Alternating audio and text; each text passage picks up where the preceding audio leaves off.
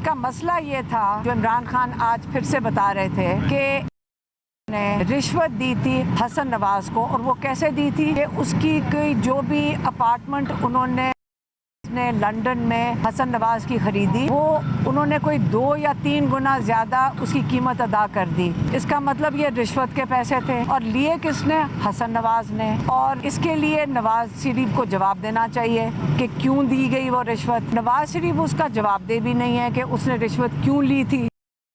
उसने कुछ किया ही होगा तो ली होगी ना। जो फाइन लगा था के ऊपर, वो सहूलतकारी थी आसिफ अली जरदारी की। तो अब जब ये दोनों बीच में है, सजा किसके लिए बन रही है? इमरान खान की। सहूलतकार जिसको आपने इमरान खान को कह दिया है, तो इसके अंदर जब पूछेंगे कि किस चीज की सहूलतकारी की गई, तो बात तो चली जाती है नवाज शरीफ के ऊपर। जो असली जुर्म हुआ है वो रिश्वत देने और लेने का हुआ है। वो भी कह के चुके हैं कि मुझे बस, जब ये क्यों डिले कर रहे हैं, ये सजा सुनाएं, उसके बाद हम इसको केस को हाई कोर्ट में लेके जाएं, और ताकि पूरे पाकिस्तान को, क्या सारी दुनिया को पता चले। दिलचस्प बात यह है कि अब से 5 साल पहले भी जब ये मामला सामने आया था, तो हमने शहजाद अकबर साहब के सामने ये सवाल रखा था, तो देखिए उन्होंने क्या जवाब दिया।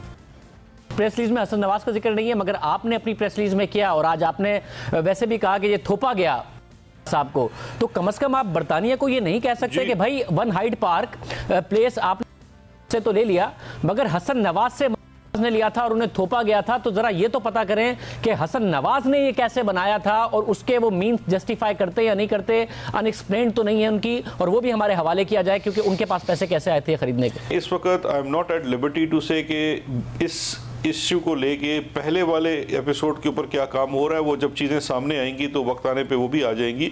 लेकिन आपका वो सवाल बिल्कुल ठीक है कि ये एक ट्रांजैक्शन का सिर्फ एक हिस्सा है। इस ट्रांजैक्शन के पहले का भी हिस्सा था।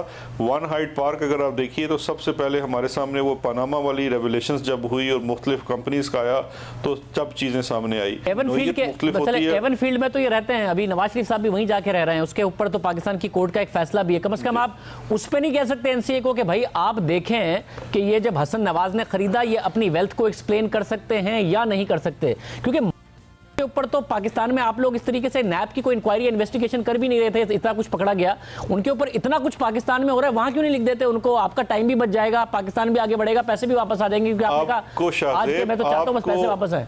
आपको किसने कह दिया कि हम ये परसू नहीं कर रहे? इसके बाद भी तकरीबन 2.5 साल तक इमरान खान की हुकूमत रही, मगर कुछ नहीं किया, और अब 5 साल बाद दोबारा ये इल्ज़ाम लगा दिया। मगर दिलचस्प बात यह है, अगर ये सारी बातें इमरान खान साहब को पता थी, तो उसके बावजूद क्यों उन्हीं प्रॉपर्टी टाइकून के साथ उन्होंने डील करने के बाद काबीना को भी अंधेरे में रखते हुए उससे दस्तखत कराए, और फिर उन्हीं से एक ट्रस्ट बनाने के लिए 450 कनाल की ज़मीन ली और करोड़ों रुपए लिए, अगर ये पता था कि वो नवाज शरीफ साहब को रिश्वत दे चुके हैं, और फिर उसके बाद कार्रवाई क्यों नहीं की, हालांकि हुकूमत रही।